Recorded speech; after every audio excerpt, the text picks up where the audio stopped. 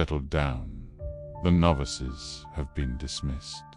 The simple lessons on identifying poisons and cataloging betrayals are complete. Those transcripts are filed in the archives for the newly wounded to study. Today, we move beyond the autopsy. We are no longer concerned with the anatomy of the serpent, but with the nature of its venom after it has permanently altered your blood. This is an advanced lesson. It is not for the faint of heart. It is for those who have survived the initial agony and now stand before the mirror, not recognizing the stranger staring back. You look upon your own soul and see not a survivor, but a ruin. You see the scars, the hardened calluses, the deadened nerves, and you mistake them for damage. You are a fool. What you see is not decay. It is fortification. Today, we study the alchemy of scar tissue, the final, irreversible transmutation that turns a victim into a weapon. Your torment, the 7-year experiment documented in our case files, was the crucible, the lies, the triangulation, the abandonment during a medical crisis, the financial exsanguination, the final, pathetic smear campaign orchestrated by a coward and her complicit family. That was the fire. You were burned. You were flayed to the bone, and in its agony, your soul did not simply heal. It reforged itself. What you now carry are not wounds. They are the marks of the forge. Let us dissect the first of these scars. The one you mistake for paranoia, the scar of hypervigilance. You find yourself dissecting text messages for subtext. You analyze a person's tone of voice, their pauses, the flicker in their eyes. You build psychological profiles of new acquaintances before you even learn their names. You see patterns of manipulation where others see only conversation. The world calls this anxiety. The novice calls it trauma. I call it a finely tuned threat detection system. You remember, do you not? The nights spent staring at the ceiling, your gut screaming that something was wrong, while her voice, dripping with practiced sincerity, called you crazy. You remember the gaslighting, the constant, meticulous rewriting of reality that made you question your own mind. You remember the irrefutable proof finally landing in your hands, the text messages, the call logs, the timelines that did not align. The sickening, vindicating moment you realized your madness was, in fact, sanity. That experience did not break your perception. It perfected it. You are no longer merely listening to words. You are scanning for frequencies. You are detecting the subtle, dissonant hum of a lie beneath the melody of a sentence. This is not a flaw. This is a gift. A dementor cannot be fooled by a false patronus. You can no longer be fooled by a false persona. You have paid for this acuity with your peace of mind. Yes, but what you have purchased is a form of occlumency. The world cannot teach. You no longer just see people. You see their architecture, their motives, the load-bearing walls of their integrity, and the hairline fractures of their deceit. Do not resent this scar. Sharpen it. Next, we examine the scar you mistake for apathy, the scar of emotional numbness.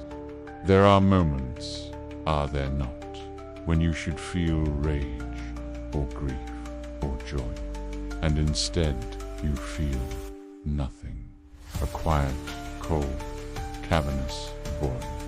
You fear you have been hollowed out, that the creature who betrayed you has succeeded in murdering your capacity to feel. Another misdiagnosis. Recall the absolute devastation of the discard, the financial and emotional collapse, the addiction that followed like a carrion bird. The agony was so absolute, so all-consuming, that to continue feeling it at that intensity would have meant complete annihilation. So your psyche, in an act of profound self-preservation, did the only logical thing it could. It cauterized the wound. This numbness is not the absence of feeling. It is a strategic retreat. It is your mind's inner citadel, the last bastion of self, pulling up the drawbridge and flooding the moat. It is a form of magical stasis, preserving the core of you from a fire that would otherwise burn it to ash.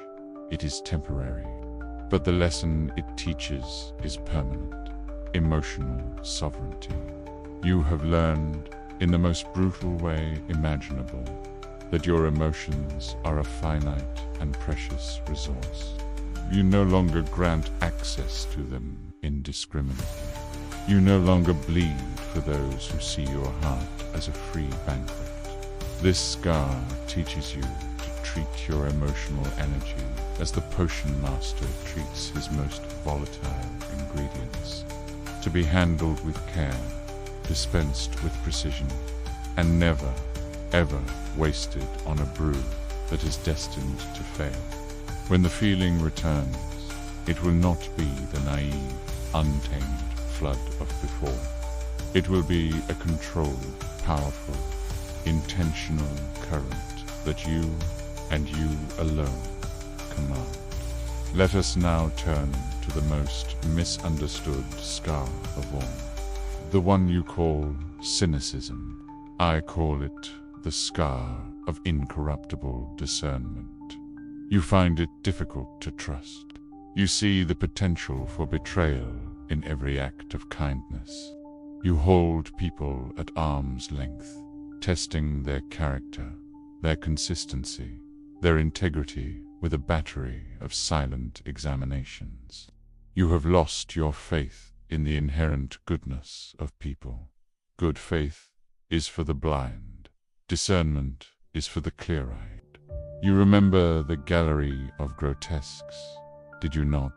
The family, the sister, the aunt, the uncle, the ones who knew, the ones who were aware of the infidelity, the parallel life, the ones who smiled in your home, shared your table, and then, after the discard, posed for photographs, middle fingers raised in a grotesque chorus of complicity. That lesson was not that people are evil. It was that loyalty is a currency, and most are bankrupt. It taught you that the veneer of civility is astonishingly thin. Your mistrust is not a wound. It is a shield. It is an advanced form of alchemy, the ability to test for purity. You no longer accept a person's words as gold. You subject them to the fire of observation. You watch their actions over time. You note the consistency between what they claim to value and what they actually do. You have become a master of detecting fool's gold. This scar is your quality control. It will keep you from investing in fraudulent enterprises. It will save you years of your life. It will ensure that the next person granted access to your inner sanctum has earned it, not with pretty words, but with the only thing that has ever mattered: character. The ancient Stoic philosopher Seneca once wrote, "A gem cannot be polished without friction, nor a man perfected without trials." He understood that the obstacles on the path are the path. The fire does not destroy the gold, it refines it. Your trials were the friction that polished the gem of your discernment to a flawless, incorruptible sheen. Do not apologize for it. It is the most valuable thing you now own. Finally, the scar you mistake for loneliness, the scar of solitude. You have walked through the fire alone.